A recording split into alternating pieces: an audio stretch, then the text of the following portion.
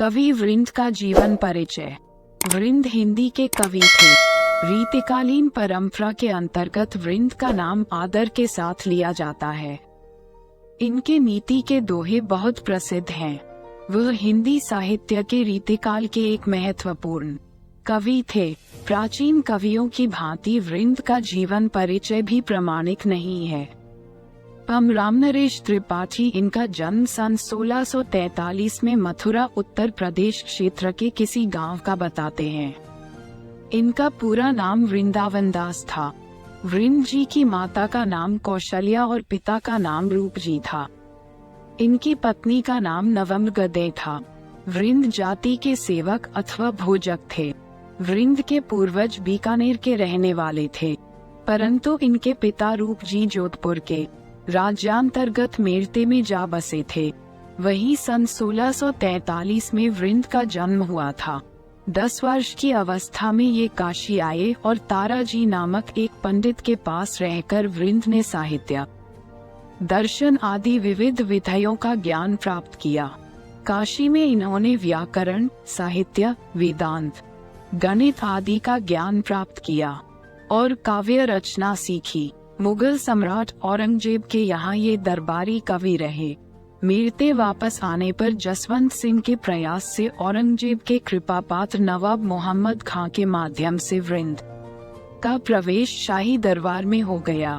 दरबार में पयोनिधि पर्यो चाहे मिस्री की पुत्री नामक समस्या की पूर्ति करके इन्होंने औरंगजेब को प्रसन्न कर दिया। उसने वृंद को अपने पौत्र अजीमुशशान का अध्यापक नियुक्त कर दिया। जब अजीमुशशान बंगाल का शासक हुआ तो वृंद उसके साथ चले गए। सन 1707 में किशनगढ़ के राजा राज सिंह ने अजीमुशशान से वृंद को मांग लिया। सन 1723 में किशनगढ़ में ही वृंद का देहावसान हो गया।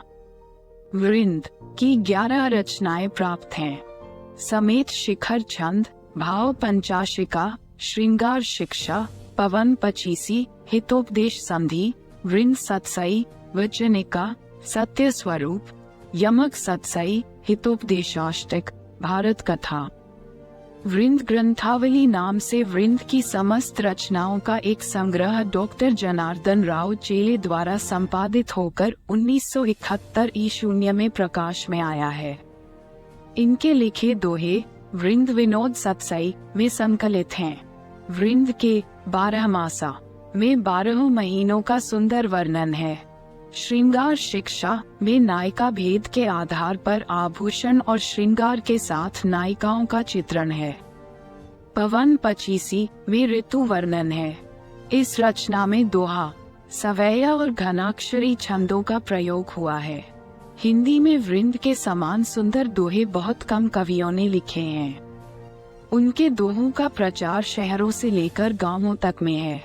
वृंद की रचनाएं रीति परंपरा की हैं। उनकी नयन पचीसी युगीन परंपरा से जुड़ी कृति हैं। इसमें दोहा, सवैया और घनाक्षरी छंदों का प्रयोग हुआ है।